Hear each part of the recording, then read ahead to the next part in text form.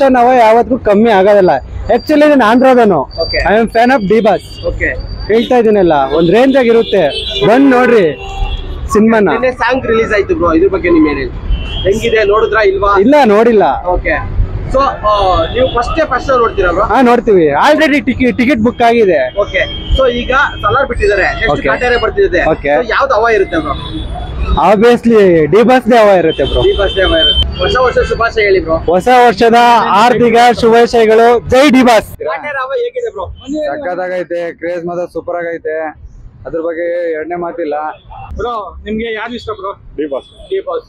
ನಿನ್ನೆ ತಾನೇ ಒಂದು ಸಾಂಗ್ ರಿಲೀಸ್ ಆಗಿದೆ ಕಾಟೇರದು, ಅದ್ರ ಬಗ್ಗೆ ಏನು ಅಭಿಪ್ರಾಯ ಇದೆ ಬ್ರೋ? ರೈತರಿಗೆ ಒಳ್ಳೇದಾಗುವಂತ ಒಂದು ಮೆಸೇಜ್ ಇದೆ ಬ್ರೋ.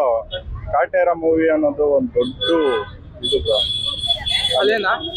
ಅದೇ ತರ ಅದು ಡಿ ಬಾಸ್ ಅಂದ್ರೇನೆ ಒಂದು ದೊಡ್ಡ ಸಮುದ್ರ ತರ, ಅಲೆಗಳು ಬೀಸ್ತಾ ಬರೋದ್. ಇದಕ್ಕೆ ಯಾರು ತಡೆ ಹಾಕಕ್ಕಾಗಲ್ಲ.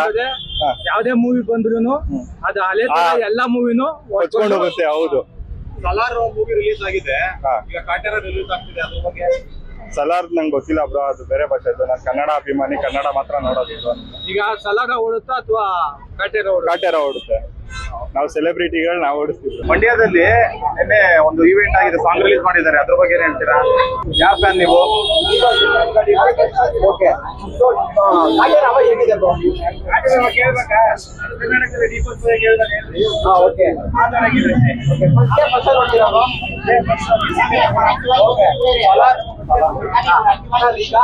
ಓಡ್ತಾ ಇದೆ.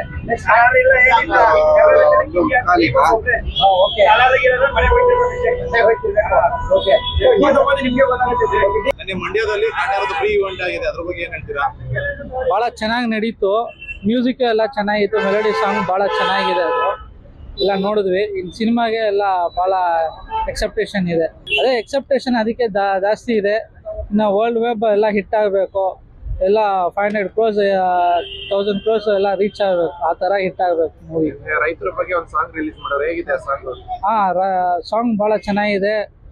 ಆಡಿಯೋ ಲಾಂಚಲ್ಲಿ ಕೂಡ ಇವರು ಅಭಿಷೇಕ್ ಡ್ಯಾನ್ಸ್ ಆಡಿದ್ರು, ಎಲ್ಲ ಬಹಳ ಚೆನ್ನಾಗಿದೆ, ಎಲ್ಲ ನೋಡಿದ್ವಿ.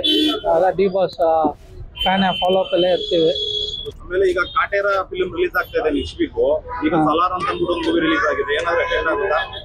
ಅದರಿಂದ ಎಲ್ಲ ಡಿ ಬಾಸ್ ಸಲಾರೇ